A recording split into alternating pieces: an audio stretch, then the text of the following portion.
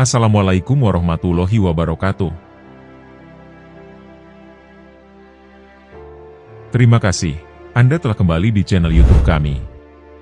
Saluran informasi yang mengkisahkan kisah-kisah Islami, serta kisah para ulama dan kekasih Allah. Kali ini, kami akan membawakan kisah-kisah nyata tentang keajaiban sholawat Nabi. Seperti apakah kisahnya?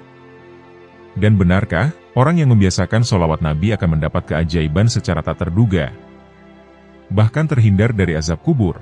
Untuk mengetahui jawabannya, simak video kami kali ini hingga akhir.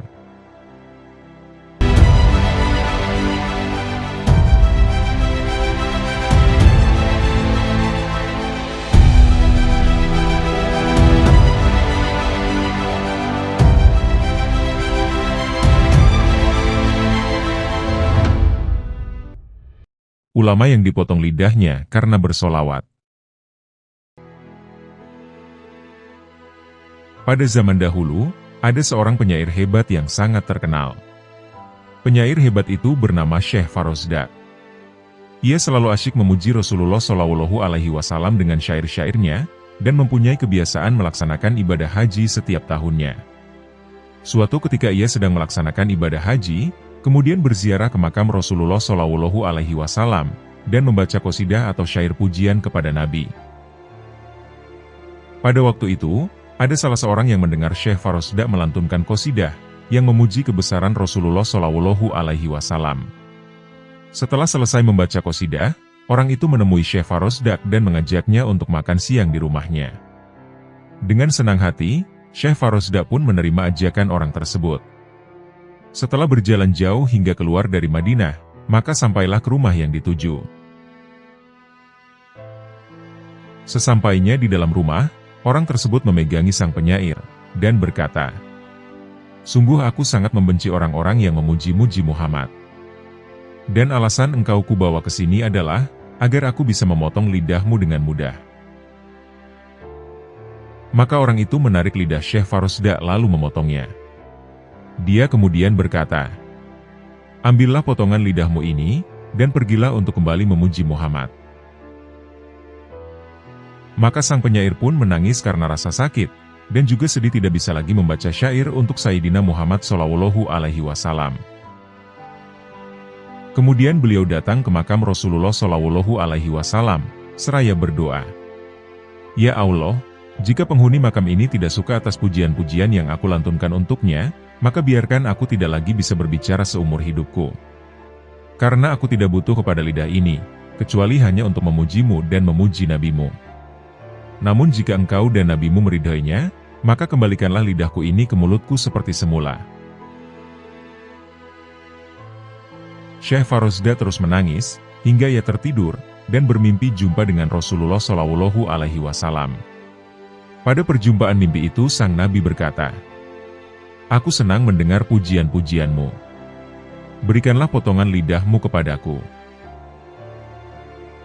Lalu Rasulullah SAW mengambil potongan lidah itu, dan mengembalikannya pada posisinya semula. Ketika Syekh Farozdak terbangun dari tidurnya, ia mendapati lidahnya telah kembali seperti semula. Maka Syekh Farozdak pun bertambah dahsyat tatkala memuji Rasulullah SAW.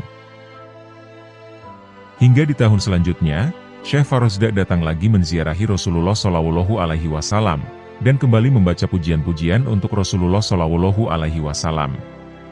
Dan di saat itu, datanglah seorang pemuda nan gagah serta berwajah cerah, yang menemui Syekh Farozdak dan mengajaknya untuk makan siang di rumahnya. Sebenarnya Syekh Farozdak teringat kejadian tahun yang lalu. Namun, ia tetap menerima ajakan tersebut. Sehingga, ia dibawa ke rumah anak muda itu. Sesampainya di rumah anak muda itu, Syekh Farozdak baru menyadari bahwa rumah itu adalah tempat yang dulu pernah didatangi lalu lidahnya dipotong.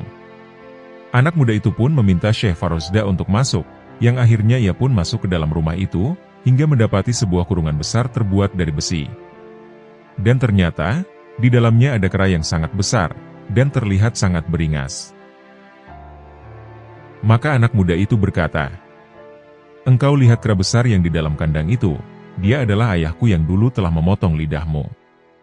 Akibat perbuatannya itu, Keesokan harinya Allah Subhanahu wa Ta'ala mengubahnya menjadi seekor kera. Dan hal yang seperti ini telah terjadi pada umat terdahulu, sebagaimana firman Allah Subhanahu wa Ta'ala dalam Quran Surat Al-A'raf, ayat 166. Maka setelah mereka bersikap sombong terhadap segala apa yang dilarang, maka kami katakan kepada mereka, jadilah kalian kera yang hina. Quran Surat Al-A'raf, ayat 166. Kemudian anak muda itu berkata, jika ayahku tidak bisa sembuh, maka lebih baik Allah matikan saja dia. Maka Syekh Farosdak berdoa, ya Allah, sesungguhnya aku telah memaafkan orang itu, dan tidak ada lagi dendam dan rasa benci kepadanya. Dan seketika itu pun Allah Subhanahu wa Ta'ala mematikan kera itu, dan mengembalikannya pada wujud yang semula. Dari kejadian ini jelaslah, bahwa sungguh Allah Subhanahu wa Ta'ala mencintai orang-orang yang suka memuji Nabi Muhammad SAW. Karena pujian kepada Nabi Muhammad SAW disebabkan oleh cinta. Dan banyak memuji kepada Nabi Muhammad SAW, berarti banyak pula dalam mencintai beliau. Semakin banyak orang yang berzikir, bersolawat, dan memuji baginda Nabi, maka Allah akan semakin menjauhkan wilayah kita dan wilayah-wilayah musibah, dan digantikan dengan curahan rahmat, dan anugerah dari Allah Subhanahu wa Ta'ala. Demikian kisah ulama ahli syair yang dipotong lidahnya, karena sering memuji Rasulullah SAW, sebagaimana dikisahkan oleh Al-Maghfurlah Al-Habib Munzir bin Fuad Al-Musawa yang dikutip dari sebuah ceramah beliau.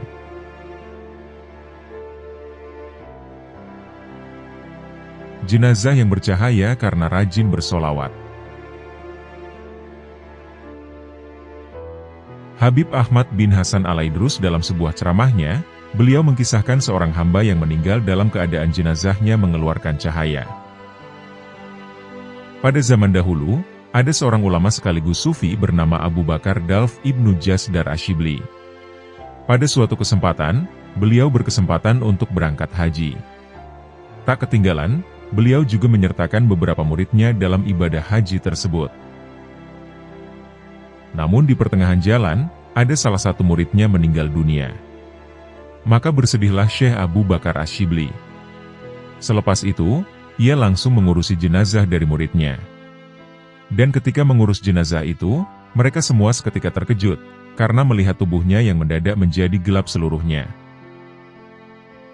Yang membuat takjub lagi, tak lama setelahnya, jenazah muridnya tersebut mendadak bersinar mengeluarkan cahaya terang. Tak menemukan arti dari peristiwa tersebut, ulama ini melanjutkan pengurusan jenazah, hingga sampai pada proses pemakaman. Singkat cerita, mereka pun melanjutkan perjalanan hajinya. Di tengah perjalanan, tepatnya pada waktu malam untuk beristirahat, tiba-tiba Syekh Abu Bakar Ashibli mendapat sebuah mimpi yang mengagetkan. Di tengah tidurnya, ia dihadapkan pada sebuah mimpi, di mana dalam mimpinya itu ia didatangi muridnya yang telah wafat. Wahai muridku, tadi saat saya memandikan jasadmu, tiba-tiba jasadmu berubah menjadi gelap. Dan tapi tak lama setelahnya, tiba-tiba jasadmu berubah lagi jadi terang benderang. Sebenarnya, apa yang telah terjadi kepadamu? Tanya sang ulama tersebut. Kemudian muridnya itu pun menjawab, ketika nyawa saya dicabut, semua dosa-dosa saya terlihat. Maka dari itu, seketika badan saya menjadi gelap. Namun tak lama setelahnya, saya melihat satu sosok cahaya yang begitu indah dan terang benderang. Sosok itu lalu mendatangi saya dan membawa sebuah cawan air. Kemudian saya diberitahu bahwa sosok bercahaya tersebut ialah baginda Nabi Muhammad SAW. Saya melihat beliau memercikkan air dari cawan yang dibawanya itu ke tubuh saya. Setelah itu, saya dikenakan pakaian ahli surga, dan saya disematkan mahkota serta cincin, dengan tulisan yang mempunyai makna, inilah ganjaran bagi orang yang senantiasa bersolawat kepada Nabi Muhammad dan keluarga beliau. Masih berlanjut dalam mimpinya, murid itu juga menjelaskan, bahwa dirinya sebenarnya penuh dengan dosa. Namun, berkat solawat-solawat yang senantiasa ia senandungkan setiap hari, maka hal itu menjadi penolong baginya saat ia meninggal dunia.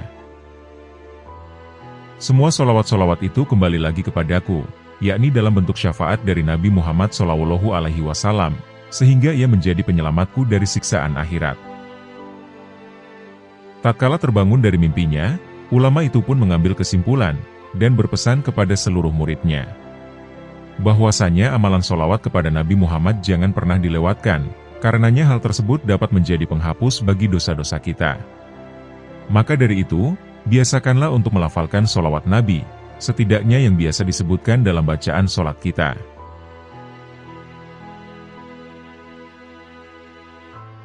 Sembuh dari penyakit jantung. Dalam salah satu ceramahnya, almarhum Syekh Ali Jaber pernah mengungkap kedahsyatan jika kita bersolawat kepada Nabi Muhammad SAW. Menurut beliau, amalan ini bisa mengangkat kesusahan, melunasi hutang, mengampuni segala dosa, mendapat syafaat, dan juga mengabulkan semua hajat. Lebih dari itu, Syekh Ali Jaber juga mengatakan bahwa solawat juga bisa menyembuhkan kita dari sebuah penyakit parah. Ulama itu kemudian bercerita tentang kisah nyata dari guru Syekh Ali Jaber yang membuktikan betapa dahsyatnya kekuatan sebuah solawat. Saya ingat guru saya bercerita ketika beliau masuk sebuah rumah sakit karena akan menjalani operasi jantung. Beliau sudah cukup usia. Setelah operasi jantung, ternyata terjadi kesalahan dalam operasi. Alat-alat yang dipasangkan di atas dadanya seperti ada suara bunyi, dan menandakan ada sesuatu yang tidak beres. Ujarnya Syekh Ali Jaber mengawali cerita. Kemudian, semua dokter langsung mendatangi guru Syekh Ali Jaber. Setelah diperiksa, ternyata terjadi pengentalan darah di dalam saluran jantung. Secara medis, kondisi tersebut seharusnya cepat dilakukan tindakan dioperasi. Namun menurut ketentuan, seorang pasien tidak bisa melakukan operasi jantung 2 kali berturut-turut, dan harus menunggu jeda 24 hingga 48 jam. Jadi mereka kebingungan, dan guru saya juga melihatnya. Memang beliau tidak bisa berbicara banyak, tapi melihat para dokter yang hadir kebingungan atas apa yang harus dilakukan, akhirnya beliau sepertinya paham, bahwa sepertinya ada sebuah masalah. Ucap Syekh Ali Jaber. Syekh Ali Jaber menceritakan, gurunya tersebut sudah berserah pada Allah Subhanahu wa Ta'ala. Di tengah kepanikan itu, ada salah seorang perawat yang mendatanginya. Lalu datanglah seorang perawat dan langsung mengingatkan. Wahai Syekh, insya Allah ada jalan mudah, maka jangan terlalu dipikirkan. Tetapi, ingatlah solawat kepada Nabi Muhammad. Ucap Syekh Ali Jaber ketika menceritakan. Akhirnya, tim dokter dan perawat pergi memutuskan untuk mengadakan rapat mendadak, perihal keputusan apa yang akan diambil, untuk menyelamatkan guru Syekh Ali Jaber. Beliau pun langsung bersolawat. Tidak sampai beberapa saat, kembali lagi para dokternya untuk memeriksanya. Subhanallah.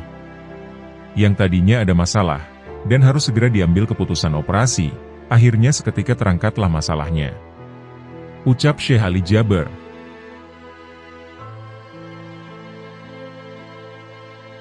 Asal-usul solawat burdah.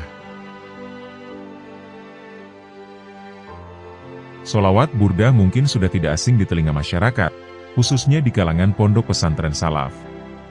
Solawat yang syairnya berisi pujian kepada junjungan kita, yakni Nabi Muhammad SAW, sering dibacakan dalam peringatan Maulid Nabi, atau pada saat rutinan sebuah majelis. Imam Bushiri sang pengarang solawat burdah, beliau memiliki nama lengkap Syarafuddin Abu Abdillah Muhammad bin Zaid al-Bushiri. Beliau lahir di Dalas, Maroko pada tahun 609 Hijriah, dan kemudian tumbuh besar di daerah Bushir, Mesir.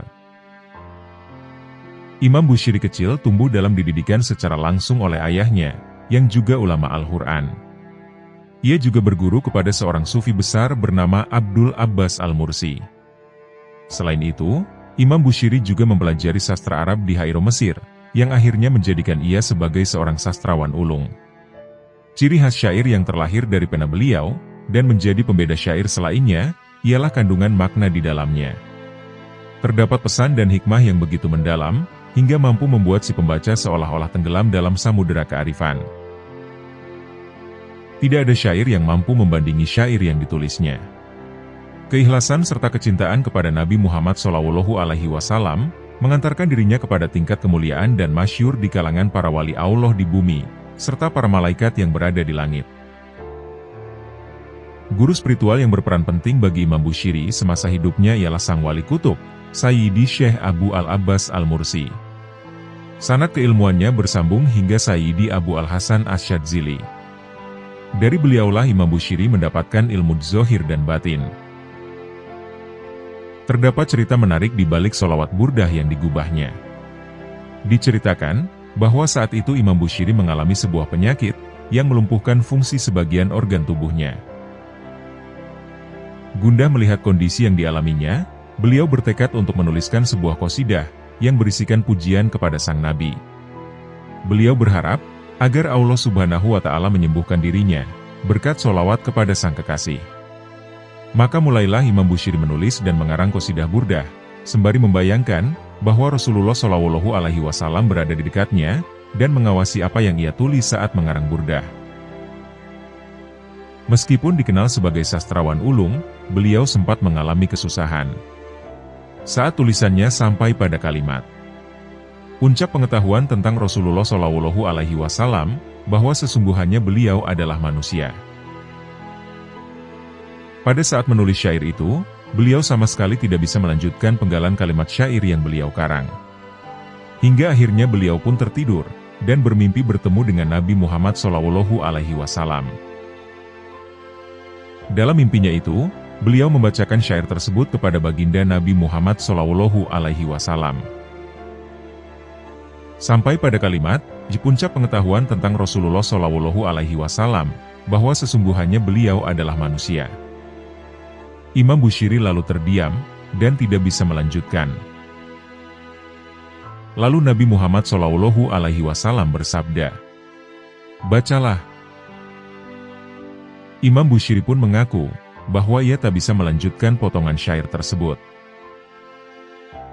Lalu Nabi Muhammad SAW bersabda, "Dan sesungguhnya beliau sebaik-baik semua makhluk Allah Subhanahu wa Ta'ala." Imam Bushiri kemudian menambahkan syair tersebut dalam karangannya. Setelah itu, Nabi melepas jubahnya, dan diselimutkan kepada tubuh Al-Bushiri. Nabi juga mengusap wajah Al-Bushiri. Saat itu pula, Imam Bushiri terbangun, dan langsung melihat jubah pemberian Nabi menyelimutinya. Tak lama kemudian, Imam Bushiri kembali tersadar, dan mendapati bahwa dirinya sekarang telah sehat, dan pulih kembali seperti sedia kala. Perihal penamaan sholawat burdah, nama itu dinisbatkan kepada kisah seorang sahabat yang bernama Ka'ab bin Zuhair. Beliau adalah salah seorang penyair Rasulullah SAW. Diriwayatkan, Rasulullah SAW pernah memasangkan burdah, atau selimut berbulu hitam mulia kepada Ka'ab. Hal itu tidak akan beliau lakukan, melainkan sebagai tanda dan bentuk rasa cinta beliau kepadanya. Oleh karenanya, nama burdah kemudian dipakai untuk para penyair Rasulullah dari generasi ke generasi.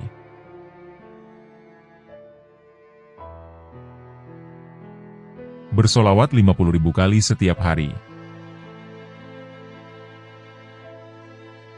Robiah Al-Adawiyah. Beliau adalah seorang waliyah, yang juga dikenal sebagai Sufiyah. Beliau adalah orang yang sangat dekat dengan Allah, yang di hatinya hanya ada Allah dan Rasul-Nya. Beliau tidak pernah benci pada siapapun, sampai kepada setan pun beliau tidak benci. Pernah suatu hari Robiah ditanya, "Wahai Robiah, apakah engkau membenci setan?"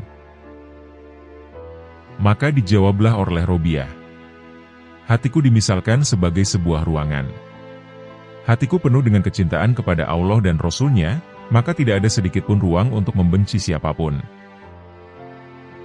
Kemudian Robiah ditanya, "Apakah engkau menginginkan kematian?" Maka beliau menjawab, "Wahai engkau yang bertanya, andaikan aku bermaksiat, atau mempunyai kesalahan pada manusia, maka aku tidak berani bertemu dengan orang tersebut, karena aku sangat malu. Aku takut mati bukan karena takut sakaratul maut atau yang lainnya. Namun, bagaimana jika aku bermaksiat kepada Allah? Dengan wajah apakah aku menghadap? Dengan modalkah aku menghadap? jika kelak bertemu dan berjumpa dengan Allah. Subhanallah. Begitulah para kekasih Allah. Walaupun kedudukannya dekat di sisi Allah, dan bahkan amal mereka sangatlah banyak, akan tetapi takwanya melebihi manusia pada umumnya. Padahal, dalam riwayat itu di umurnya yang ke-60 tahun, Robiah setiap harinya tidak kurang dari 50.000 kali sholawat kepada Rasulullah. Bahkan Robiah pernah ditanya, "Wahai Robiah, untuk apakah engkau sholawat sebanyak 50.000 kali itu?" Kemudian dijawablah oleh Robiah, "Aku bersolawat 50.000 kali bukan untuk apa-apa. Hanya saja, aku ingin membanggakan Rasulullah, agar Rasulullah nanti berkata kepada para nabi yang lain, sebagaimana dalam hadisnya. Kelak di hari kiamat aku akan banggakan kalian di hadapan para nabi dan umat-umatnya. Kelak di hari kiamat aku ingin Rasulullah berkata seperti ini di hadapan para nabi dan rasul. Lihatlah orang jompo ini, seorang nenek-nenek di kalangan umatku saja setiap hari solawatnya 50.000 kali. Aku ingin dibanggakan Rasulullah."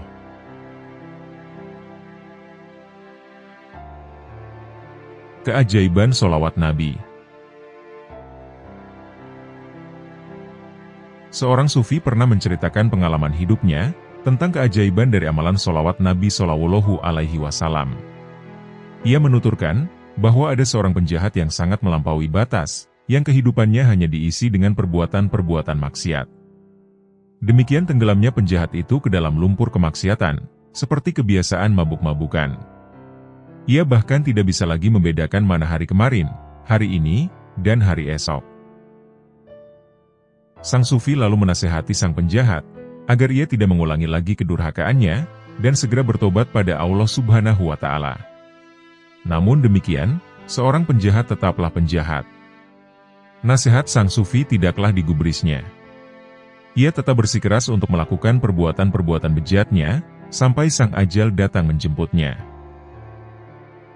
Menurut sang sufi, si penjahat tersebut benar-benar yang bernasib tidak baik, karena ia tidak sempat mengubah haluan hidupnya yang hina, dan bahkan tidak sempat bertobat. Secara logis, sang sufi sudah sewajarnya mengatakan, bahwa si penjahat akan dijebloskan Allah Subhanahu wa Ta'ala ke dalam azab neraka. Akan tetapi, pada suatu malam sang sufi bermimpi. Di dalam mimpinya itu ia melihat sang penjahat menempati posisi yang amat tinggi dan mulia. Dia bahkan terlihat memakai pakaian surga yang hijau, yang merupakan pakaian kemuliaan dan kebesaran. Tatkala melihat kondisi itu, maka sang sufi pun menjadi terheran-heran, dan kemudian bertanya pada sang ahli maksiat, "Apakah gerangan yang menyebabkanmu mendapatkan martabat setinggi ini?"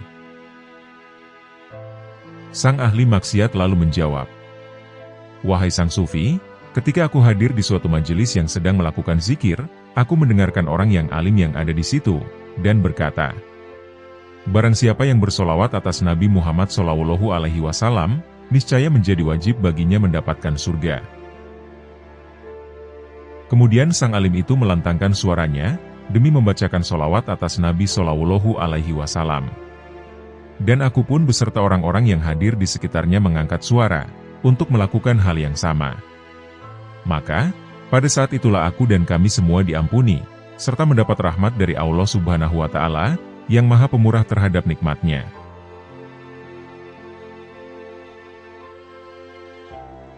Seorang ibu dan anaknya. Dikisahkan, bahwasannya ada seorang wanita yang memiliki anak yang sangat jahat, dan hari-harinya pun dilalui dengan lumuran dosa. Si ibu merupakan sosok wanita solikah, yang tak henti-hentinya menasehati, mengingatkan kepada sang anak. Menyadari anaknya selalu seperti itu, tentu saja sang ibu menyuruh si anak untuk meninggalkan kebiasaan-kebiasaan buruknya, dan kemudian berbuat kebajikan, serta tidak berpindah lagi kepada kebiasaan buruknya tersebut. Akan tetapi, anaknya tetap membangkang, dan dia tidak mau berpindah dari kelakuan jahatnya, yang telah dilakukannya selama ini. Perbuatan maksiat itu terus dilakukannya, sampai ia menemui ajalnya. Maka bersedihlah sang ibu, tatkala melihat anaknya yang mati tanpa bertaubat. Yang mana, ia tidak pernah melihat satu sisi pun dari kehidupan anaknya, yang akan menyelamatkannya di hadapan Tuhan penguasa akhirat. Sang ibu tampaknya pasrah dengan nasib buruk yang akan dialami oleh sang anak di dalam kubur, dan lebih-lebih di neraka kelak. Di suatu malam, ketika wanita itu tertidur, ia bermimpi tentang anaknya. Di dalam kuburnya, nampak terlihat sang anak sedang disiksa oleh malaikat penjaga kubur. Akibatnya, semakin bertambah kedukaan dari sang ibu tersebut, manakala bayangannya selama ini dilihatnya secara langsung, sekalipun hanya dalam mimpi. Akan tetapi dalam hati kecilnya bertanya-tanya, benarkah sang anak sedang disiksa? Di kesempatan yang lain, ternyata pada suatu malam sang ibu memimpikan sang anak lagi. Akan tetapi, kini ia melihat anaknya dalam rupa dan kondisi yang sebaliknya, dari mimpi yang pernah ia lihat sebelumnya. Ia melihat anaknya saat itu diperlakukan dengan perlakuan yang sangat elok, yang berada dalam keadaan suka dan bahagia. Sehingga, ibunya pun terheran-heran, dan bertanya pada sang anak, "Apa gerangan yang membuatmu bisa diperlakukan seperti ini? Padahal dulu semasa engkau hidup, engkau penuh dengan lumuran dosa." Sang anak lalu menjawab, "Wahai ibunda, di suatu ketika telah lewat di hadapanku sekelompok orang sedang mengusung jenazah, yang nampaknya hendak dikuburkan. Mayat itu kukenali, dan ia semasa hidupnya ternyata lebih jahat daripada diriku. Kemudian aku ikut mengiringi pemakamannya, dan di sana aku sempat menyaksikan makam-makam lainnya. Ketika itulah aku berpikir, bahwa laki-laki sial itu sudah pasti ditimpa oleh huru-hara akhirat, akibat perbuatan maksiatnya itu. Maka secara tidak sadar aku menangis, dan membayangkan, kalau diriku juga bakal ditimpa peristiwa mengerikan yang sama. Pada saat itulah aku menyesali segala kesalahan dan dosa yang telah kuperbuat, dan bertobat dengan sebenar-benarnya tobat di hadapan Ilahi. Kemudian, aku membaca Al-Quran dan sholawat Nabi SAW sebanyak 10 kali. Dan ketika membacakan sholawat ke-11 kalinya, maka aku niatkan pahalanya kuhadiahkan kepada ahli kubur yang naas tersebut, sehingga disitulah Allah Subhanahu wa Ta'ala menunjukkan kemaha pengampunannya. Allah Subhanahu wa Ta'ala kemudian mengampuni dosa-dosaku. Jadi, apa yang telah engkau lihat, wahai ibundaku, itulah nikmat yang telah diberikan Allah Subhanahu wa Ta'ala atasku. Ketahuilah ibunda, bahwa sholawat atas Nabi itu menjadi cahaya di dalam kuburku, menghapuskan dosa-dosaku, dan menjadi rahmat bagi orang-orang yang hidup, maupun bagi orang-orang yang sudah meninggal.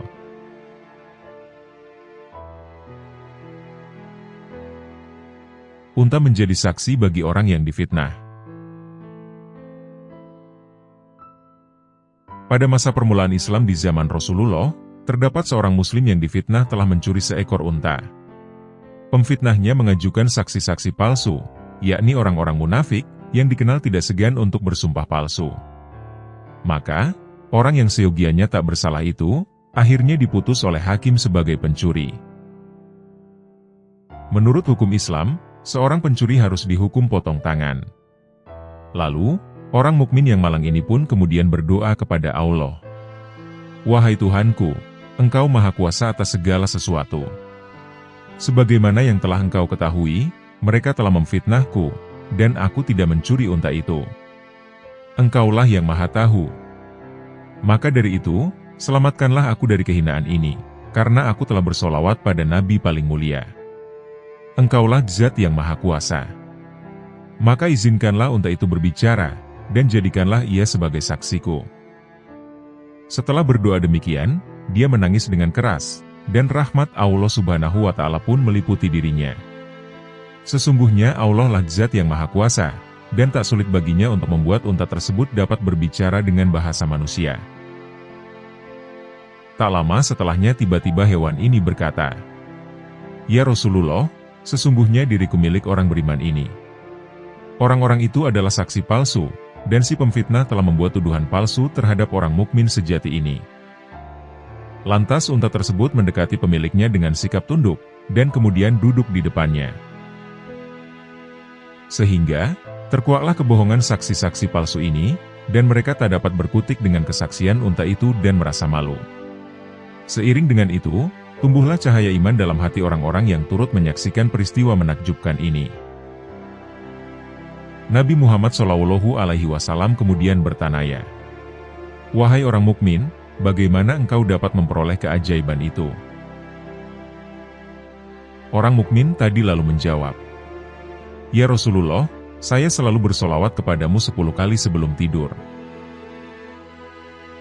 Nabi yang adil dan suci kemudian bersabda, "Karena solawatmu kepadaku, Allah Subhanahu wa Ta'ala bukan hanya menyelamatkanmu dari hukuman potong tangan di dunia ini, tetapi juga akan menyelamatkanmu dari siksa neraka di akhirat.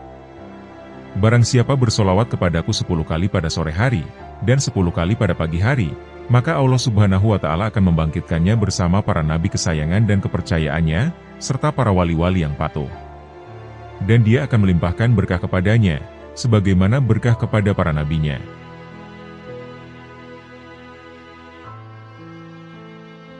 Ahli maksiat yang diampuni berkat solawat. Dalam kitab Al-Mawaidz Al-Usfuriyah, Syekh Muhammad bin Abu Bakar Al-Usfuri menyebutkan sebuah kisah, bahwa di zaman Nabi Musa alaihi salam terdapat seorang laki-laki yang ahli maksiat. Semasa hidupnya, dia selalu melakukan kemaksiatan, dan selalu menyakiti, serta menzolimi orang-orang di sekitarnya.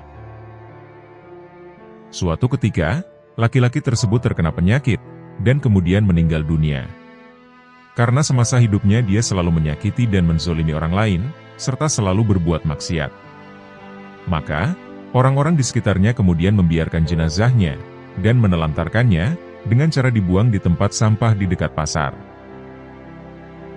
Kemudian Allah memberi wahyu kepada Nabi Musa, agar dia segera merawat dan mengurus jenazah laki-laki tersebut, yakni cara dengan dimandikan, disolati, kemudian dikuburkan. Setelah menerima perintah wahyu tersebut, maka Nabi Musa langsung bergegas, untuk mencari jenazah laki-laki yang sudah dibuang ke tempat sampah tersebut. Nabi Musa pun menanyakan kepada kaumnya, mengenai jenazah laki-laki yang sudah meninggal tersebut, sebagaimana yang telah diwahyukan Allah kepadanya. Namun ketika Nabi Musa menanyakan jenazah laki-laki tersebut kepada seseorang, tiba-tiba ia langsung marah. Orang tersebut sangat marah sambil mengatakan, bahwa laki-laki tersebut adalah seseorang yang ahli maksiat, yang setiap harinya selalu bermaksiat kepada Allah. Mendengar hal itu, Nabi Musa heran dan berpikir, bahwa mungkin orang yang ditanyakannya adalah orang yang salah. Sebab, mana mungkin Allah menyuruhnya untuk mengurus jenazah laki-laki tersebut, jika dia adalah orang yang ahli maksiat dan zolim. Nabi Musa kemudian mencoba bertanya lagi kepada orang lain, mengenai jenazah laki-laki tersebut, sebagaimana yang telah diwahyukan oleh Allah. Namun orang yang kedua juga menjawab dengan jawaban yang sama, dengan mengatakan, bahwa laki-laki tersebut adalah seorang ahli maksiat, dan senantiasa berbuat kezoliman, serta sering menyakiti orang lain. Nabi Musa benar-benar heran, dan bertanya kepada Allah, mengapa Allah memerintahkan dirinya untuk mengurusi jenazah seorang laki-laki, yang oleh kaumnya ia dinilai sebagai ahli maksiat dan zolim. Kemudian, Allah menjawab dengan berfirman kepada Nabi Musa. Itu dikarenakan sebelum meninggal, dia telah membuka kitab Taurat, dan dia menemukan nama Muhammad di dalamnya. Kemudian dia merangkul kitab Taurat itu, dan menciuminya, serta dia bersolawat kepada Muhammad. Karena itulah, aku pun mengampuni segala dosanya. Melalui kisah tadi, maka selayaknya kita senantiasa memperbanyak bersolawat kepada Rasulullah Shallallahu Alaihi Wasallam. Jika seorang ahli maksiat dari umat Nabi Musa saja masih mendapatkan ampunan Allah, sebab bersolawat kepada Rasulullah Shallallahu Alaihi Wasallam. Apalagi kita yang selaku umat dari Nabi Muhammad, dengan bersolawat kepada beliau, tentunya kita lebih pantas lagi untuk mendapatkan ampunannya.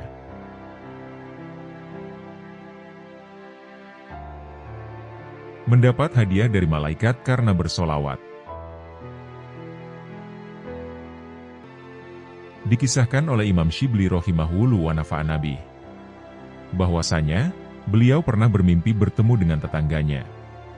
Pada saat itu, tetangganya berkata kepada Imam Syibli, "Aku merasakan sesuatu yang mengganjal dan membebani pikiranku, ketika aku ditemui oleh dua malaikat yang berada di dalam kubur. Ada sesuatu yang mengunci mulutku, sehingga aku tidak bisa menjawab pertanyaan dua malaikat itu. Lalu aku berkata dalam hati, bagaimana bisa mulutku terkunci seperti ini, apakah aku mati dalam keadaan su'ul khotimah? Namun tiba-tiba ada suara yang memanggil-manggil namaku, dan berkata, Apa yang kamu rasakan atau dapati saat ini, adalah sebagian siksaan yang kamu terima. Karena ketika di dunia, kamu menganggurkan lisanmu, dan tidak mau berzikir mengingat Allah.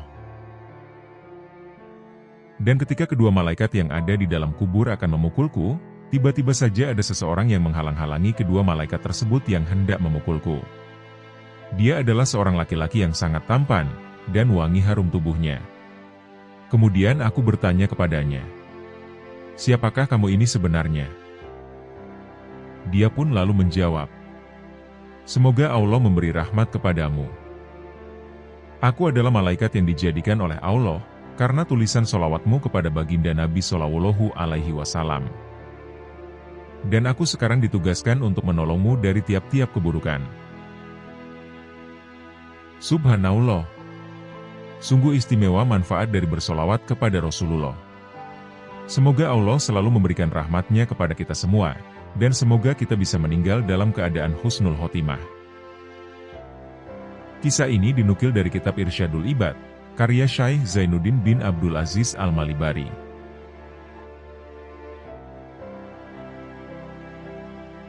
Jasad utuh karena gemar bersolawat. Kisah ini disampaikan langsung oleh Habib Muhammad Lutfi bin Yahya dari Pekalongan. Berikut penuturan beliau. Sewaktu saya nyantri di Kedung Paruk Purwokerto, ada seorang tukang kuli angkut yang bernama Pak Darjo. Dia adalah pekerja serabutan kasar di sebuah pasar. Seperti biasanya, setelah sholat subuh Pak Darjo tidur sebentar, dan jam 7 nanti keluar pergi ke pasar untuk bekerja.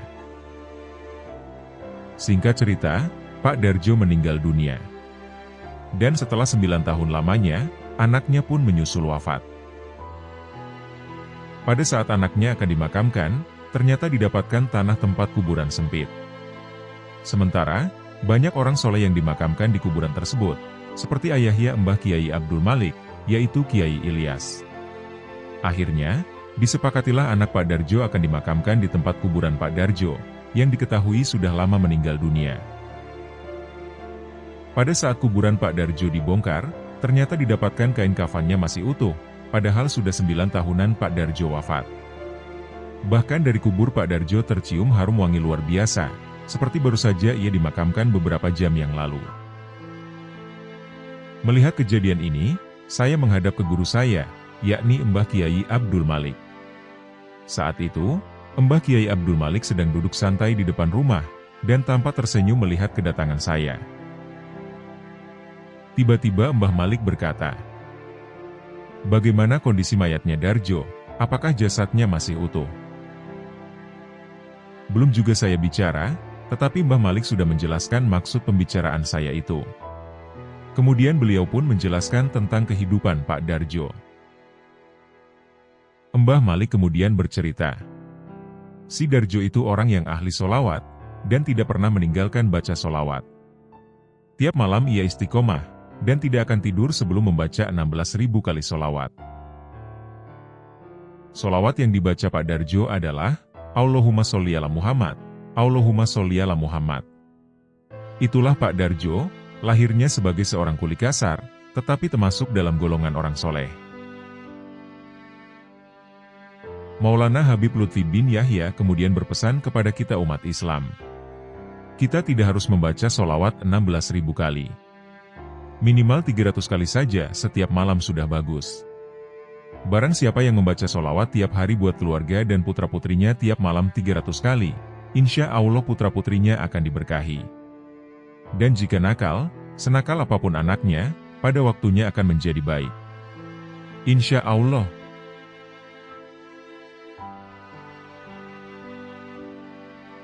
Karomah Solawat Ibnu Arabi. Solawat menjadi suatu amalan yang sering dikerjakan oleh umat muslim. Allah Subhanahu wa Ta'ala berfirman dalam surat Al-Ahzab ayat 56. Sesungguhnya Allah dan malaikat-malaikatnya bersolawat untuk Nabi. Wahai orang-orang yang beriman, bersolawatlah kamu untuk Nabi, dan ucapkanlah salam penghormatan kepadanya. Quran Surat Al-Ahzab, ayat 56. Ayat barusan dengan jelas menyebutkan, bahwa Allah dan para malaikatnya bersolawat kepada Nabi Muhammad SAW. Karena kemuliaan beliaulah, kita masih bisa merasakan keimanan yang nyata seperti ini. Bahkan, ada ulama yang mengatakan bahwa dunia ini tidak diciptakan, melainkan karena ruh Nabi Muhammad SAW. Karena kecintaannya kepada Nabi Muhammad, para ulama menciptakan solawat versi mereka sendiri, yang salah satu diantaranya adalah solawat Ibnu Arabi. Beliau merupakan seorang wali Allah yang sangat masyhur. Solawat Ibnu Arabi kemudian diberi komentar oleh seorang sufi asal Damaskus yaitu Syekh Abdul Ghani An-Nabulsi. Dalam komentarnya, beliau memberikan sebuah kisah yang menakjubkan tentang solawat Ibnu Arabi. Berikut kisah selengkapnya. Dikisahkan, ada seorang pedagang beriman melakukan perjalanan niaganya ke India. Di tengah perjalanan, ia tiba-tiba dicegat oleh sekawanan perampok yang hendak merampas barang dagangannya. Semua barang yang dibawanya dari Damaskus Raib dibawa oleh perampok. Ia pun terpaksa terus melanjutkan perjalanannya hingga sampai ke kota. Kemudian bermalamlah ia di sebuah masjid. Sebelum tidur, pedagang ini memanjatkan doa tawasul kepada Nabi SAW agar ia diberikan rezeki yang sekiranya cukup untuk mengantarkan ia kembali ke daerahnya. Dengan kuasa Allah, dalam sebuah mimpinya ia bertemu dengan Nabi Muhammad SAW. Dalam mimpi itu, Nabi bersabda kepada pegadang itu untuk menemui seorang bernama Sulaiman yang masih keturunan dari seorang wali besar. Selanjutnya Nabi mengatakan untuk menyampaikan salam dan berpesan kepadanya, agar Sulaiman berkenan memberikan 1000 dirham kepada pedagang itu. Keesokan harinya, setelah bertanya tentang keberadaan Sulaiman yang dimaksud oleh Nabi SAW dalam mimpinya, ia segera menemui Sulaiman, dan menyampaikan pesan Nabi kepadanya. Nabi menyampaikan salam kepadamu. Beliau juga memerintahkan kepadamu untuk memberikan uang 1000 dirham kepadaku. Ucap pedagang yang beriman. Sulaiman hanya tersenyum dan sedikit tertawa, seolah tidak percaya apa yang diucapkan oleh pedagang itu. Lalu, ia hanya memberikan sedikit dirham kepadanya. Pada malam harinya, pedagang yang beriman bermimpi bertemu lagi dengan Nabi SAW lagi. Dalam mimpi yang kedua ini, beliau kembali berpesan seperti dalam mimpi sebelumnya. Pedagang itu lalu menjawab, "Wahai baginda Nabi, hamba sudah menyampaikannya. Namun, ia tidak memberikan uang, kecuali hanya sedikit sekali." Nabi Muhammad kemudian bersabda, "Sampaikan kepadanya, sebagaimana kamu membacakan solawat kepada Nabi di setiap malam sebanyak 70.000 solawat, berikanlah kepadaku 1000 dirham." Keesokan harinya ia kembali menemui Sulaiman, dan menyampaikan pesan dari sang Nabi. "Wahai Sulaiman, baginda Nabi memerintahkan kepadamu untuk memberiku 1000 dirham emas, sebagaimana kamu membacakan solawat 70.000 kali setiap malam." Sulaiman masih meragukan atas apa yang diucapkan pedagang ini, dan ia bergumam dalam hati, "Aku tidak pernah membaca solawat sebanyak itu dalam setiap malam. Jikapun aku melakukan hal itu, aku tidak mungkin bisa tidur sepanjang malam untuk membaca solawat sebanyak itu." Pedagang tersebut kembali ke masjid untuk beristirahat. Dan lagi-lagi Nabi Muhammad SAW kembali hadir dalam mimpinya. Sang pedagang kemudian mengadu kepada beliau, "Wahai baginda Nabi, hamba sudah melaksanakan perintah ngaku, tapi ia masih tidak percaya dengan ucapanku."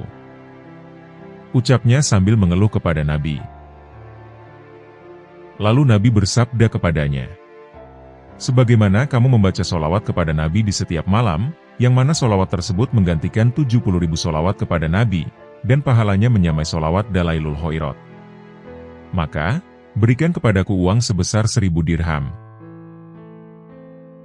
Pada keesokan harinya ia menemui Sulaiman lagi, dan menyampaikan salam dari Nabi SAW. Kali ini Sulaiman kaget bukan kepalang, dan menangis terseduh-seduh. Sebab, menurutnya ia rutin membaca solawat tersebut. Dan menurut penuturannya, selain Allah tidak ada satupun orang yang mengetahui, jika ia selalu membaca solawat itu secara rutin. Setelah kejadian itu, Sulaiman kemudian ia memberikan setengah dari seluruh hartanya kepada pedagang yang beriman ini, dan setengahnya lagi ia berikan kepada fakir miskin. Lalu ia pergi untuk menemui para wali-wali Allah, dan orang-orang soleh. Dan ia selalu berusaha selalu melakukan kebaikan, hingga pada akhirnya ia wafat. Itulah salah satu dari keutamaan bersolawat karya Ibnu Arabi, yang diceritakan oleh Syekh Abdul Ghani An-Nalbusi.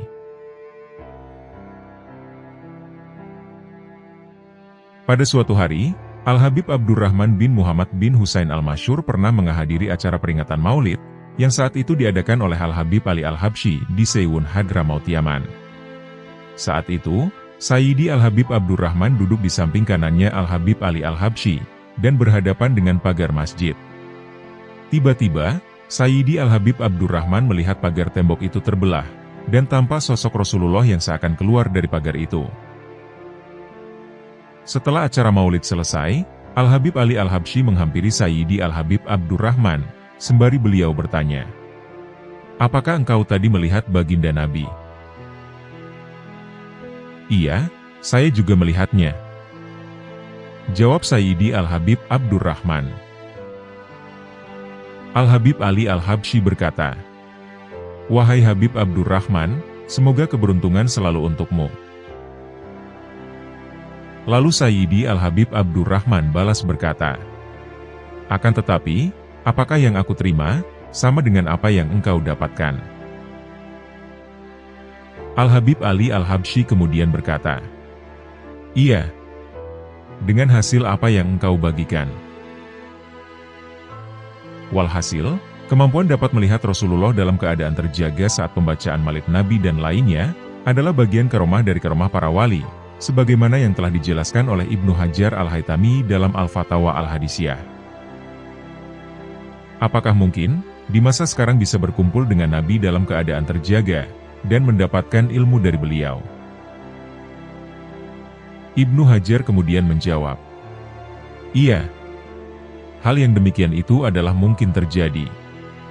Dan yang demikian itu termasuk karomah para wali, sebagaimana yang telah dijelaskan oleh Imam Al-Ghazali, Al-Barizi, Tajuddin Al-Subki, Al-Afif Al-Syafi'i, Imam Qurtubi, dan Abi Jamroh dari kalangan madhab Maliki."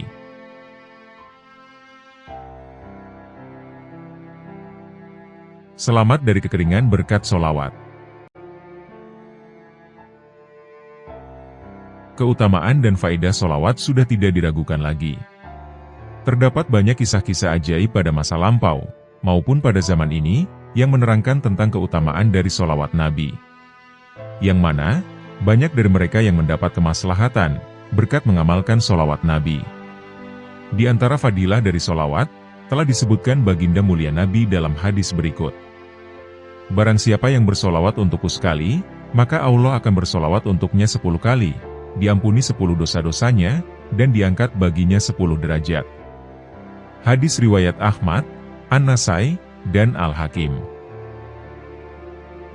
Solawat menjadi sebab turunnya rahmat Allah Ta'ala kepada makhluknya, karena Allah sendiri bersolawat kepada Rasul-Nya. Sesungguhnya Allah dan para malaikatnya bersolawat untuk Nabi. Wahai orang-orang yang beriman, bersolawatlah kamu untuk Nabi, dan ucapkanlah salam penghormatan kepadanya. Quran Surat Al-Ahzab, ayat 56.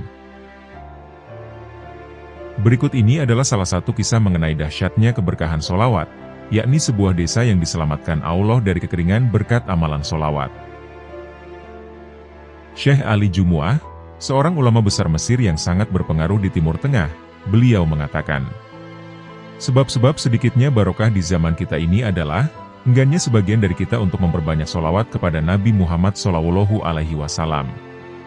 Dan sungguh, bersolawat kepada Nabi Muhammad SAW adalah sumber turunnya barokah dan kebaikan."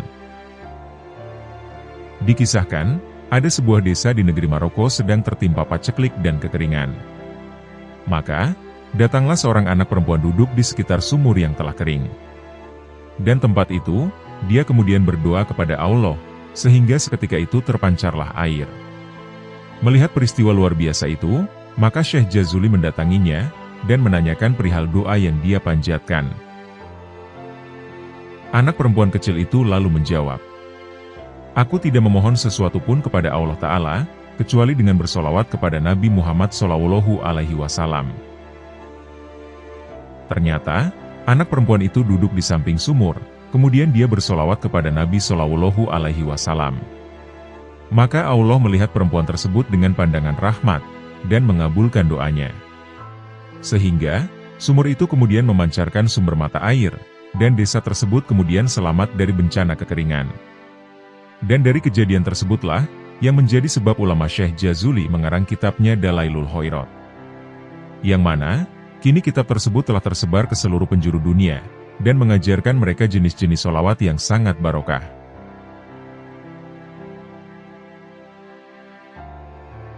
Fadilah dan khasiat sholawat Nabi. Membaca sholawat Nabi menawarkan kecintaan seorang muslim kepada nabinya. Sholawat Nabi memang salah satu zikir yang sangat dianjurkan menjadi amalan rutin bagi siapa saja. Karena sholawat adalah perintah pribadi dari Allah, yang telah termaktub dalam Al-Quran. Bahkan dinyatakan dalam salah satu ayat Al-Quran, bahwa Allah dan para malaikatnya pun bersolawat kepada Nabi. Melihat hal ini, tentu bacaan sholawat adalah sesuatu yang sangat dianjurkan dalam agama. Di masyarakat muslim di seluruh dunia, utamanya di Indonesia, ada banyak macam sholawat yang dikenal. Ada sholawat Nabi, sholawat Jibril, sholawat Nariyah, sholawat Nur Izzati, sholawat Nuril Anwar, sholawat Fatih, sholawat Hibil Qulub, dan sholawat-sholawat lainnya. Semuanya merupakan pernyataan cinta penyusunnya dan juga pembacanya, kepada sosok baginda Nabi Muhammad SAW. Terdapat banyak kisah-kisah mengenai keajaiban sholawat Nabi. Kisah pertama dialami oleh Kiai Haji Ahmad Masduki Mahfud, mantan Rais Syuriah PBNU yang juga pendiri Pondok Pesantren Salafiyah Syafi'iyah Nurul Huda ini. Beliau mempunyai pengalaman menarik mengenai sholawat Nabi. Peristiwa tersebut terjadi, tepatnya pada tahun 1956, ketika beliau masih duduk di sebuah SLTA di Yogyakarta. Pada suatu ketika, beliau menerima gangguan jin di sebuah masjid kawasan belajarnya. Sehingga, selama 3 hari Kiai Maduki Muda merasa ingin banyak makan, tapi anehnya beliau tidak sanggup membuang hajat. Di hari keempat, tubuhnya pun sangat lemah, dan ketika itu juga beliau berpesan kepada adiknya, "Kalau nanti aku meninggal, tolong jangan bawa pulang jenazahku ke Jepara, tetapi dikuburkan di Jogja saja." Diketahui, Kiai Masduki tiba ke Jogja berniat untuk mondok. Dan beliau khawatir syahidnya akan hilang, jikalau beliau wafat di Jogja, namun jenazahnya dimakamkan di Jepara. Mendengar pesan tersebut, sontak saja adiknya semakin khawatir dengan kondisi saudaranya itu. Maka diajaklah sang abang menemui seorang kiai. "Kalau begitu, mari kita pergi ke kiai yang mas biasa ngaji di hari Ahad," ucap adik Kiai Masduki. Maka pergilah beliau bersama adiknya dengan naik becak, dan sampai di rumah Pak Kiai yang dimaksud pada pukul 1 malam. Ketika beliau datang, pintu rumah Pak Kiai ternyata masih terbuka. Tentu saja di tengah malam itu sang tuan rumah sudah tidak melayani tamu. Alasannya adalah, mulai pukul 10 malam adalah waktu khusus Pak Kiai untuk beribadah kepada Allah. Namun karena melihat kondisi Kiai Masduki Muda yang memprihatinkan, Kiai itu pun mempersilahkan tamunya itu beristirahat di rumah.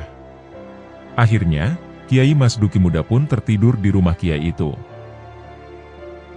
Baru beberapa jam di rumah Kiai, tepatnya pukul 3 malam, beliau kemudian terbangun.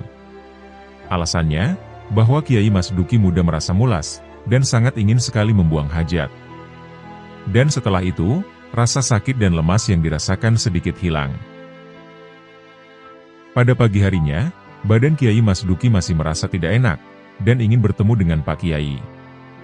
"Pak Kiai, badan saya sakit," ucap Kiai Masduki Muda. Bukannya merasa iba, Pak Kiai hanya tersenyum. Dan anehnya, rasa sakit yang ia rasakannya, tiba-tiba hilang seketika itu. Pak Kiai kemudian dawuh, "Mas, sampean itu gila ya mas?" "Memangnya kenapa dengan saya, Kiai?" tanya Kiai Masduki Muda. "Iya, wong bukan penyakit dokter, Kok malah sampean bawa ke dokter? Ya habis uang sampean nanti. Pokoknya, kalau sampean kepengin sembuh, sampean tidak boleh pegang kitab atau buku apapun. Jangankan membaca, menyentuh saja tidak diperbolehkan. Karena, itulah sebab kamu menjadi seperti itu. Ucap sang kiai kepada Kiai Mas Duki muda. Padahal pada ketika itu, Mas Duki muda 2 bulan lagi akan mengikuti ujian akhir sekolah. Kiai, 2 bulan lagi saya ujian. Bolehkah saya pegang buku? Tanya Kiai Mas Duki muda. Ketika mendengar permintaan itu, Pak Kiai lalu menanggapinya dengan marah-marah. Yang membuat kamu lulus itu gurumu, atau bapakmu, atau mbahmu? Kiai Mas Duki muda lalu menjawabnya. Pada hakikatnya Allah, Kiai. Lah ya gitu, ya timpal Pak Kiai. Lantas, bagaimana syariat upaya yang harus saya lakukan Kiai? Tanya Kiai Mas Duki muda lagi. Setiap hari, kamu harus membaca sholawat yang banyak. Jawab Pak Kiai. Kiai Mas Duki muda kembali bertanya. Banyak itu berapa, Kiai? Pak Kiai pun menjawabannya. Ya paling sedikit 1000. Habis membaca 1000 sholawat, minta dengan berkat sholawat yang saya baca, saya minta lulus ujian dengan skor bagus.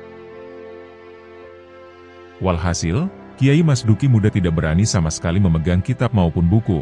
Alasannya adalah karena dia memang ingin segera sembuh. Mendengar perihal kondisi dari Kiai Mas Duki muda yang demikian, maka sang paman menjadi sangat marah. Bagaimana kamu ini? Jauh-jauh dari Jepara ke sini malah tidak mau belajar. Ucap paman Kiai Mas Duki. Mendengar sang paman marah-marah, Kiai Mas Duki muda tidak berani berkomentar apa-apa.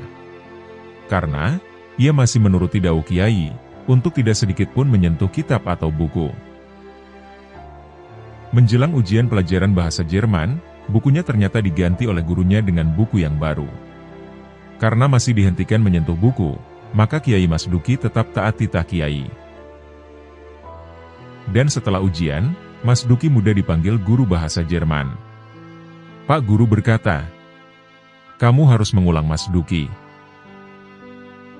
Kiai Mas Duki bertanya, berapa nilai saya Pak? Pak guru menjawab, nilaimu 3, Mas Duki. Seminggu lagi kamu harus ujian ulang. Namun sesudah seminggu, Kiai Mas Duki muda masih tidak berani mendatangi guru bahasa Jerman, karena larangan beliau memegang buku masih belum selesai. Dan baru setelah larangan itu selesai, Kiai Mas Duki muda kemudian mendatangi Pak Guru. Pak, saya mau minta ujian. Pinta Kiai Mas Duki muda. Ujian apa yang kamu maksud? Tanya Pak Guru. Ya ujian bahasa Jerman, Pak. Jawab Kiai Mas Duki muda. Nilaimu ini sudah 8, kok minta ujian lagi? Memangnya kamu itu minta nilai berapa? Tanya Pak Guru. Ya sudah Pak, barangkali bisa sampai nilai 10. Ucap Kiai Mas Duki muda bercanda sambil menutupi keheranannya. Subhanallah. Nilai pelajaran Kiai Mas Duki yang tadinya hanya 3, berkat amalan sholawat Nabi, alhasil bisa menjadi nilai angka 8. Setelah kejadian itu, Kiai Mas Duki muda tidak pernah meninggalkan membaca sholawat. Itulah satu pengalaman sholawat dari Kiai Haji Mas Duki Mahfud ketika muda. Ada juga kisah keajaiban sholawat lainnya yang dialami oleh Kiai Haji Ahmad Mas Duki Mahfud. Pada waktu itu, sholawat dijadikannya beliau sebagai wasilah untuk mengatasi sebuah penyakit. Kisahnya bermulia ketika Kiai Mas Duki harus melakukan kerja dinas di Tarakan, Kalimantan Timur. Pada suatu sore hari, ada tamu yang datang ke Kiai Mas Duki, dan berkata, saya disuruh oleh ibu, disuruh minta air tawar kepada Kiai. Maka dijawablah oleh Kiai Mas Duki, ya, silakan ambil saja air tawarnya. Kan air itu banyak di ledeng-ledeng. Bukan itu air yang saya maksud, tapi air tawar yang telah dibacakan doa-doa, yang nantinya untuk obat orang sakit. Kata si tamu menjelaskan. Oh, kalau itu ya tidak bisa sekarang. Ambilnya harus besok habis sholat subuh persis, ya ucap Kiai Mas Duki menjawabannya. Namun, itu hanya alasan beliau, bahwasanya beliau ingin bertanya terlebih dahulu kepada sang istri, karena sang abah mertua dikenal sering membacakan doa untuk mengobati, dan ingin tahu doa apa yang nantinya dirapalkan. Dan ternyata, istrinya juga tidak tahu tentang doa yang dibaca abahnya di rumah. Padahal, Kiai Mas Duki sudah berjanji. Dan ketika setelah Isya, beliau harus melakukan wiridan untuk air doa tersebut. Maka beliau mencari dalil dari berbagai kitab, atas wirid apa yang digunakan dalam mendoakan air doa tersebut. Setelah membaca kitab Dalail Hoirot, yakni kitab yang berisi kumpulan solawat, akhirnya beliau menemukan jawabannya. Yang mana, di dalamnya beliau menemukan hadis tentang solawat. Inti hadis tersebut kurang lebih berbunyi seperti ini.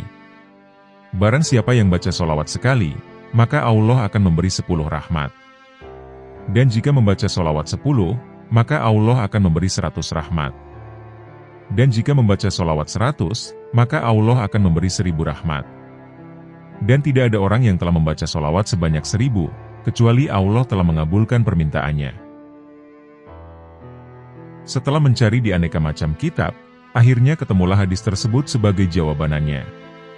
Lalu beliau pun bangkit di tengah malam, mengambil air wudhu dan segelas air. Dan sesudah itu beliau membaca solawat sebanyak 1000 kali. Allahumma sholli wa sallim ala Sayyidina Muhammad. Setelah beliau selesai membaca 1000 solawat, maka beliau lalu berdoa. Ya Allah, jadikanlah air ini sebagai obat dari segala penyakit bagi peminumnya. Lalu beliau meniupkan ke segelas air tadi, dengan membaca solawat sekali lagi. Di pagi harinya, maka diberikanlah air tersebut kepada orang yang memintanya. Dan setelah 3 hari, ada di berita yang menggembirakan dari orang tersebut. Sesudah meminum air dari Kiai Mas Duki, alhamdulillah si penderita penyakit sudah sembuh. Padahal, sakitnya sudah 4 bulan lamanya, dan belum ada obat yang sanggup menyembuhkan. Bahkan dokter pun sudah tidak sanggup menangani penyakit yang diderita orang ini, dan menyarankan untuk mencari obat di luar negeri. Anehnya, pemberi kabar itu menyampaikan, bahwa Kiai Mas Duki selama 3 hari itu mengelus-elus perut orang yang sakit tersebut. Hal itu sungguh aneh menurut Kiai Mas Duki, apalagi si penderita penyakit seorang perempuan yang bukan mahramnya. Hal itu juga tidak mungkin, alasannya karena selama 3 hari Kiai Mas Duki berada di rumah saja. Subhanallah. Berkat solawat, dan atas izin Allah, penyakitnya orang tersebut bisa sembuh. Dan sejak insiden itu, di Kalimantan Timur Kiai Mas Duki dikenal sebagai guru agama, yang ahli dalam mengobati sebuah penyakit, sampai penyakit apa saja sanggup disembuhkan. Jika beliau tidak membacakan solawat, terkadang istrinya mengambilkan air di kamar mandi yang sudah digunakannya untuk wudhu. Akan tetapi, banyak dari mereka yang juga sembuh dari penyakitnya. Inilah pengalaman solawat dari Kiai Mas Duki, tatkala beliau berdinas di Kalimantan. Masih ada lagi kisah mengenai keajaiban dan khasiat solawat Nabi. Pada suatu ketika, Kiai Mas Duki harus pergi ke Samarinda, dengan menaiki kapal pribadi milik Gubernur Aji Pangeran Tenggung Pranoto. Dalam pertengahan perjalanan melalui laut, tepatnya di Tanjung Makaliat, kapal yang dinaikinya tidak sengaja terkena angin puting beliung. Maka, goyang-goyanglah badan kapal tersebut. Menyadari atas hal itu, Kiai Mas Duki lalu berwudhu, kemudian naik ke atas kapal. Beliau juga mengajak para awak kapal untuk mengumandangkan adzan, dan berharap semoga malaikat pengembus angin dahsyat tersebut berhenti. Setelah beliau berdoa dan membacakan solawat, maka berhentilah angin tersebut. Ada juga kisah lagi pengalaman Kiai Mas Duki mengenai solawat Nabi. Kalau ada orang menderita penyakit aneh-aneh tiba ke Mergosono, insya Allah saya bacakan solawat 1000 kali. Kalau tidak mempan, maka bacalah 10.000 kali, dan insya Allah akan kabul. kata Kiai Mas Duki ketika pengajian di Majelis Riyadhul Jannah. Menurut Kiai Mas Duki, berkat sholawat Nabi, beliau bisa membangun pondok hingga tingkat 3, dan tidak pernah minta sokongan dana masyarakat, mengedarkan edaran, bahkan proposan juga tidak pernah. Modal beliau hanya sholawat saja. Uang yang tiba ya ada juga, tapi tidak pernah habis-habis. Dan itu berkat sholawat. Suatu ketika, ada seorang perempuan mengadu kepada Kiai Mas Duki. Bahwasanya, sang suami telah pergi meninggalkannya, karena ia telah terpikat dengan perempuan lain. Dan perempuan itu berharap, agar suaminya bisa kembali lagi. Beliau kemudian menjawab perempuan tersebut dengan tegas, dan menganjurkan untuk membaca sholawat. Sehingga, perempuan itu pun secara istiqomah mengamalkannya, dan selang beberapa waktu suaminya dapat kembali lagi. Diketahui, Kiai Mas Duki mempunyai 9 putra-putri, yang di samping sarjana, juga sanggup membaca kitab apapun. Saat anak beliau ada yang mau ujian, di samping itu putranya juga disuruh baca sholawat. Belayu juga selalu membacakan sholawat untuk kelancaran dan kesuksesan putra-putrinya. Kiai Mas Duki pernah dawuh, berkat sholawat Nabi Shallallahu Alaihi Wasallam, apapun yang saya inginkan belum ada yang tidak dituruti oleh Allah. Berkat sholawat Nabi, belum ada permintaan yang tidak dituruti. Sehingga, semua permintaan saya pun terpenuhi, berkat dari sholawat Nabi. Inilah beberapa kisah fadilah, kehebatan, keajaiban, dan khasiat dari bacaan sholawat yang sangat luar biasa. Selain dijanjikan syafaat dari baginda Nabi, ada insentif-insentif lain bagi mereka yang senantiasa mengamalkan zikir sholawat Nabi ini. Maka dari itu, mari selalu biasakan bersolawat kepada baginda Nabi. Shollu ala Nabi Muhammad. Allahumma sholli wa sallim ala Sayyidina Muhammad.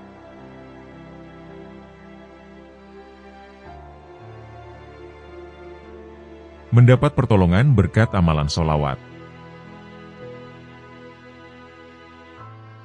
Kisah selanjutnya adalah tentang Imam Sufyan Ats-Tsauri, yang bertemu dengan seseorang di Tanah Suci.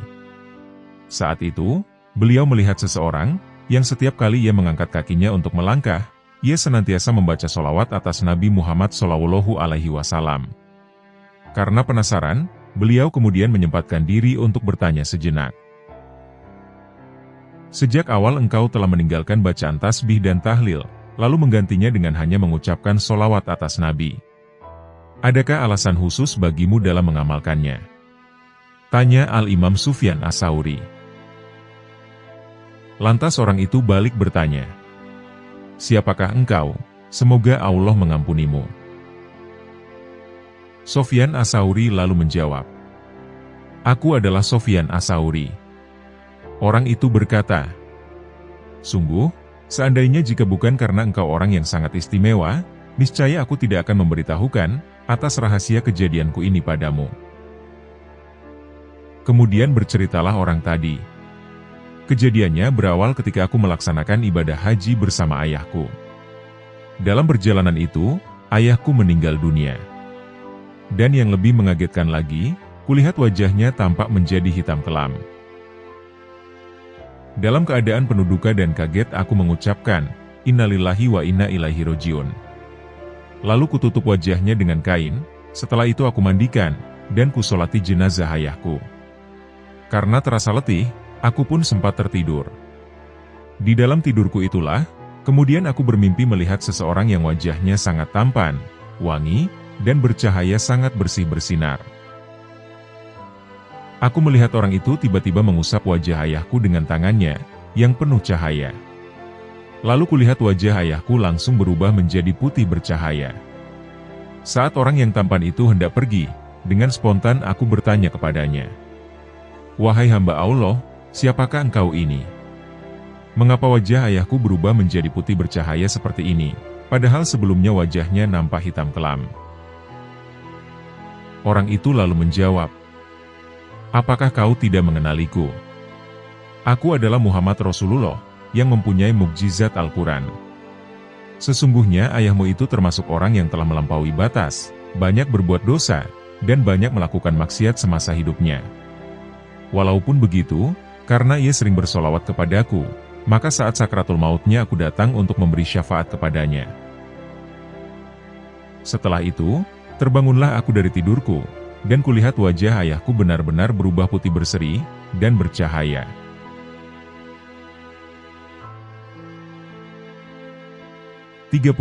Keutamaan bersolawat. Bersolawat kepada Nabi Muhammad SAW merupakan suatu ibadah agung yang telah disyariatkan oleh Allah dalam Al-Quran dan Sunnah kepada hamba-hambanya yang beriman. Barang siapa banyak membaca solawat kepada Nabi Muhammad SAW dengan ikhlas karena Allah dan sesuai tuntunan Nabi, maka ia akan meraih pahala yang besar, faedah, dan keutamaan yang banyak di dunia maupun di akhirat. Di dalam kitabnya Jala'ul Afham, Imam Ibnul Qayyim rahimahullah menyebutkan keutamaan dan manfaat bagi seorang muslim dan muslimah yang banyak bersolawat kepada Nabi Muhammad SAW. Di antaranya adalah sebagai berikut. Melaksanakan perintah Allah Subhanahu wa Ta'ala. Mencocoki apa yang dilakukan Allah, yaitu bersolawat kepada Nabi SAW. Mencocoki apa yang dilakukan para malaikat, yaitu bersolawat kepada Nabi SAW. Mendapatkan 10 solawat dari Allah kepada orang yang bersolawat 1 kali kepada Nabi SAW. Ditinggikan 10 derajat dari setiap solawat yang kita baca. Dituliskan 10 kebaikan bagi orang yang bersolawat 1 kali kepada Nabi. Dihapuskan 10 keburukan dari orang yang bersolawat. Diharapkan menjadi sebab dikabulkannya doa. Sebab mendapatkan syafaat Nabi SAW. Sebab diampuninya dosa-dosa. Sebab yang menjadikan Allah mencukupi apa yang dibutuhkan oleh hamba. Mendekatkan posisi seorang hamba dengan Nabi Muhammad SAW pada hari kiamat. Solawat kedudukannya sama dengan bersodakoh kepada orang yang kesulitan. Sebab dipenuhinya hajat-hajat seorang hamba. Menjadi sebab Allah dan para malaikat mencurahkan solawat kepada orang yang membacanya. Menjadi sebab dibersihkan dan disucikannya orang yang bersolawat. Menjadi sebab seorang hamba diberi kabar gembira dengan surga menjelang wafatnya. Sebab keselamatan dari huru-hara hari kiamat yang begitu dahsyat. Menjadi sebab dijawabnya salam kita ketika kita bersolawat dan salam kepada Nabi. Menjadi sebab seorang hamba teringat akan apa yang ia lupa. Menjadi sebab baiknya majelis, dan agar majelis tidak menjadi penyesalan bagi pelakunya di hari kiamat. Solawat kepada Nabi merupakan sebab dihilangkannya kefakiran. Sebab dihilangkannya kekikiran, sifat bakhil, dari seorang hamba.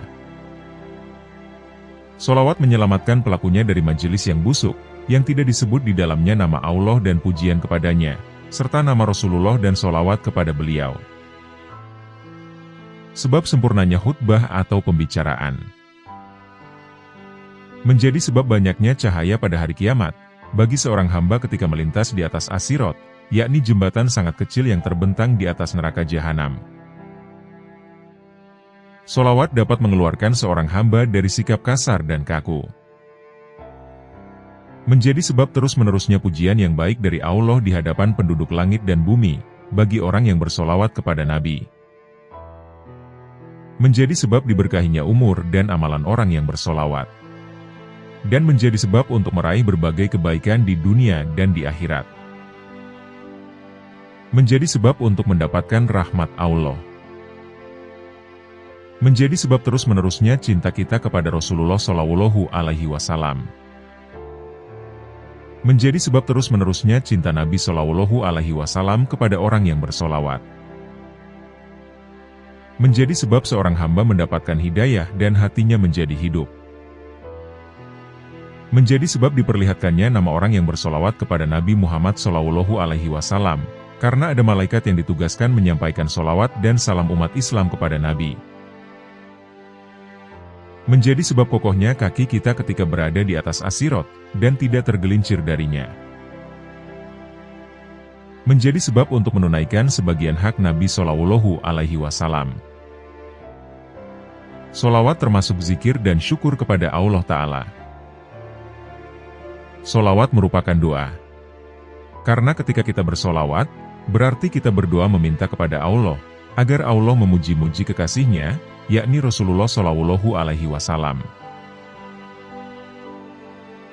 Itulah tadi beberapa faedah, manfaat, dan keutamaan bersolawat kepada Nabi Muhammad Shallallahu Alaihi Wasallam di dunia dan di akhirat. Semoga Allah memberikan taufik dan pertolongan kepada kita semua, agar bisa istiqomah dalam beribadah kepadanya, memperbanyak solawat kepada Rasulnya, dan meneladani beliau hingga akhir hayat.